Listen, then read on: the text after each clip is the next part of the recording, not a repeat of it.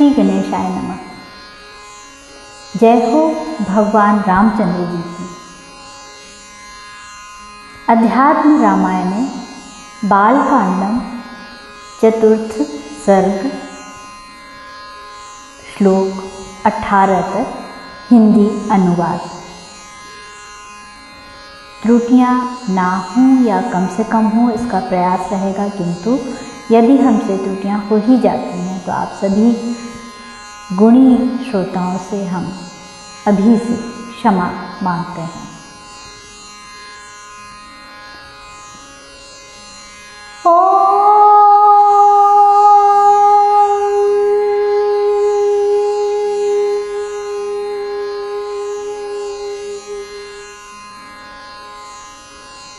चतुर्थ सर्ग।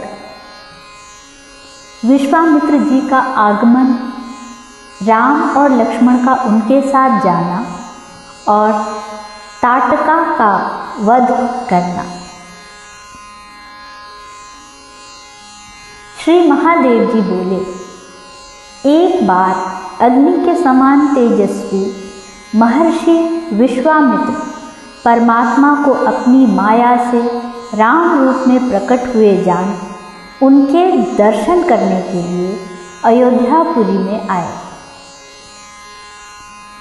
उन्हें देखते ही महाराज दशरथ तुरंत उठ खड़े हुए और वशिष्ठ जी के सहित आगे आकर उनका स्वागत किया और यथाविधि पूजन तथा अभिवादन कर राजा ने भक्ति विनम्र चित्त से हाथ जोड़कर मुनि से कहा, हे मुनीन्द्र, आपके शुभागमन से आज मैं कृतकृत्य हो गया। जिस घर में आप जैसे महानुभाव पधारते हैं उसमें सभी संपत्तियां आ जाती हैं। अब आप यह बताइए कि आपका शुभागमन किस लिए हुआ है? मैं आपसे सत्य कहता हूँ, मैं आपकी आज्ञा का पालन अवश्य करूँगा। श्लोक 4 तक। तब महामति विश्वामित्र जी ने उनसे कहा, जब कभी पर्वकाल उपस्थित हुआ देखकर मैं देव और पितृगणों के लिए यजन करना आरंभ करता हूँ तो सदा ही मारीच, सुबाहु और उनके अन्यान्य अनुयायी दैत्यगण उसमें विघ्न डाल देते हैं। अतएव उनका वध करने के लिए तुम अपने बड़े पुत्र राम को भाई लक्ष्मण के सहित मुझे दे दो, इससे तुम्हारा भी परम कल्याण होगा। इस विषय में वशिष्ठ जी से सम्मति करके यदि तुम्हारी इच्छा हो तो तुम मुझे दोनों कुमारों को दे दो। तब राजा ने चिंताकुल होकर एकांत में गुरु जी से पूछा, हे गुरु, सहस्रों वर्ष बीतने पर बड़े कष्ट से मुझे ये देवताओं के सदृश 4 पुत्र मिले हैं। इनमें राम मुझे बहुत ही प्रिय है, सो अब मैं क्या करूं? मेरा चित्त तो राम को छोड़ने के लिए तैयार नहीं है। यदि राम यहाँ से चला जाएगा तो मैं किसी प्रकार भी जी नहीं सकूंगा। श्लोक 10 तक। परंतु यदि मैं सूखा जवाब दूं तो यह निश्चय है कि मुनि मुझे श्राप दे देंगे। अतः अब यह बताइए कि मेरा हित किस प्रकार हो और मैं असत्य भाषण से भी कैसे बचूं?